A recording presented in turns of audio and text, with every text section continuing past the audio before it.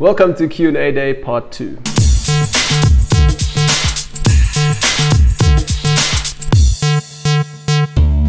So hi guys, welcome back to a new episode. My name is Manny and today I'm joined again by Cass. Hey, hi guys. How are you? I'm good, thank you. How Awesome. are you? I'm great today. Okay, yeah. Anyways, cool. Today we're answering again your questions on your question answer day here, but this time we're not going to answer all the questions since we just had 2 questions this week, which kind of sucked. But anyways, we're going to give some advice at least as well. So we're going to have 2 questions and another few advice points here, making up 10 points. Last week we started out with fashion and beauty photography. Cass already gave some pretty cool advice last week and answered as well your questions. And today we're going to start with fashion and beauty retouching. Cool, so we're going to start with this. First question from Carmony. Thanks Carmony's again. there every week. Yeah, she's awesome. I like Carmony. Carmony asks, how long would you say is the average time for a complete beauty retouching? Ooh. Beauty retouching can take you anything from 3 to 8 hours. Yeah, exactly. Cleanup and then maybe just a subtle grading. But yeah, I've spent 12 hours on an image before. It depends on the model's skin. So whenever you do shooting beauty, make sure they've got good skin because then you're going to spend less time on retouching. So yeah. And it's also like without shortcuts. It's like literally sitting and doing it, just retouching. No shortcuts, no plugins with filters and skin and all that stuff. All of that's manual. It's all manual. Like it's not a click of a button. It's manual. Click work. done. I wish. Okay. Joshua asks, how do you wet the hair in beach photo shoots? When showing water droplets on a person, does the model actually get wet or is it applied in post? It's real. Nothing is applied in post. Models wet their hair on location, in studio, wherever, and the water droplets are real. Like you could clone one from the cheek and put it up on the forehead, but you wouldn't actually go and put water droplets on a dry model skin. So it's all real, nothing's fake, yeah. On the shooting directly, assisted with water bucket.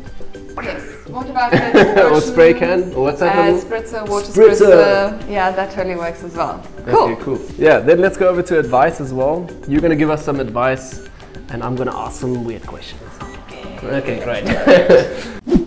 So first question will be, what do you think about, or how do you achieve a super nice skin? It's all about the small details. So zoom in, get rid of the pimples, get rid of blemishes, but leave all the little hairs, leave all the freckles, and don't get rid of wrinkles or lines. What you could do, you could just dodge and burn them so that they fade away more subtly, but they're still there. You want to keep all the detail. You don't want porcelain skin. You want it to look real, but perfect. So it's definitely... Pay attention to the details. Yes, and you'll, as you go along, as you're doing it more and more, you'll develop an eye for what's a blemish and what's a spot and what doesn't look good and what does look good. Cool. I also want to ask about using shortcuts in beauty retouching. Are there any shortcuts or? Well, there are plenty of shortcuts, but I don't use any shortcuts. There's no shortcuts in beauty retouching. It's definitely the long way out. You zoom in, you zoom out, you zoom in, you zoom out, and you just retouch for hours and hours and hours on one picture. Do it with love. Yeah, sure. Yeah, no shortcuts. What do you think about skin tones and skin color? Are they essential? Yes, yes. You want the picture or the model to look real. So most pictures always have a little bit too much red in it. So you'll just go into your selective color under reds and then just move the slider from magentas a little bit to your left, like -7, and you'll get a more truer feel to skin tone. Like, there's always too much red in skin tones. Yeah, definitely. Then, what do you think about frequency separation? Sorry. I don't think much of it. Okay. I know there's a lot of guys who ask about frequency separation. It's the best. I should do a tutorial. You should do a tutorial for people who want shortcuts. Yeah, okay. Frequency separation is definitely a shortcut, easy way to retouching skin. But I've watched a tutorial, I've tried it myself, and I feel like I don't get the result that I do get when I do the long way. Yeah. So I mean, it can work for some, it can work for others, but it doesn't work for me. Okay, cool. Yeah, that's everybody's opinion. What do you think about dodge and burning? Taking it too far and dodge and burn or not? Oh, dodge and burn is your whole beauty picture. It's spot removal, like getting rid of the spots, and then it's all about dodging and burning. Like you'll spend hours dodging and burning. Dodging and burning is basically the process of cleanup. So if you've got rings under the eyes, you just dodge the rings under the eyes. If you've got a wrinkle that you'd like to remove, don't remove it, just burn the line a little bit. Dodge the line, not burn, sorry. doesn't it? Dodge the line a little bit so that it disappears a bit more, but you want to keep all the details. So, but it can often happen if you take it too far. Like it's happened to me that I've taken it too far. I mean, you sit hours and hours and hours doing an image, and after a few hours you can get carried away. Yes, exactly. you can be like, okay, let me just do this one, just do that one, just do that, and then you look at it and you've got porcelain skin. You don't want that. So what you can do then is just either create a quick mask layer and then just erase some of it away, or you can change your opacity and bring it down a little bit. But yeah, it can definitely happen that you take your dodging and burning too far. Good advice there.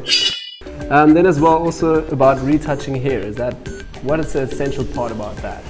You gotta zoom in really close and have a small feathered brush and then clone stamp away. And dodging and burning also helps when retouching hair. Like say for example, a hair goes across this way and then you like retouch it away, like I'm seeing exactly how I would do it. And then you've got like a little bit of color change, like a little graduation, and then if you just want to make it look smooth again, so you'll just like burn a little bit in and then it looks a bit better already. Yeah, I actually used that technique before. It's pretty good. Yeah. Great. What do you think about sharpening? Would you sharpen your images in RAW? Do you use filters, plugins, or no sharpening at all? I never sharpen in RAW. I always do it afterwards. It's the last thing I apply to a picture is the sharpening after I've done all the work and everything. But I usually just sharpen the eyes and the lips. However, I do create a high pass filter and then change the blending mode. So I'll sharpen my picture like that as well.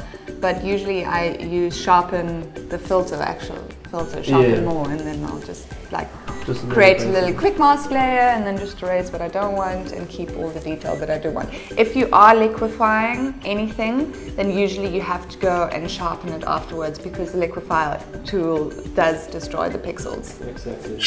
Since you're talking about liquefy, let's also get into liquefying. What do you think about liquefying tool? You work a lot with that, or? I love the liquefying tool. I use it in absolutely all of my shots. Not to make models skinnier or anything, but if you want to create more volume, or if the bun isn't round, perfect, like you can just create a better image with liquefying. Or like her neck, like her shoulders too high up, just bring it down a little bit, and then it just looks better.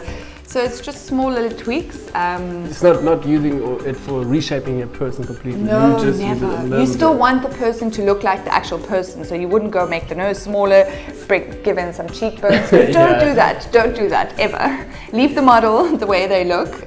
Don't liquefy their features. But if, say for example, they've got a droopy eye, often it can happen that you've got a droopy eye, depending on the model, then you can just liquefy it, or they like raising the eyebrow, then you can just like drop it down a little bit, but still keeping the model true to herself. So, love liquefying. Great, yeah, sounds like good advice here, guys. Yeah. Yeah, cool. That's already everything also for our questions and advice day again. Thank you, Cass, for your awesome advice and all your help here. Hope you can learn. Hope you've learned. Yeah, great. Guys, if you enjoyed this episode, please give a thumbs up. Not only just for Cass, also to let us know if you like these episodes or not. Then for next week, you guys can ask some questions about getting started in photography, or how to get from just being out of college and getting into the industry as a photographer, like where to start, what to do. Then as well, yeah, that's all for this episode. Thanks for watching. Also, don't forget to subscribe to our channel. Check out Cass's profile if you want, under Facebook as well, or you can find both of us on Retutpro. Yeah, our website is also going to launch hopefully very soon now. It's around the corner, like still a little bit. Yeah. Okay, cool. That's all. Thanks, See you guys soon. And we'll see you. Bye-bye.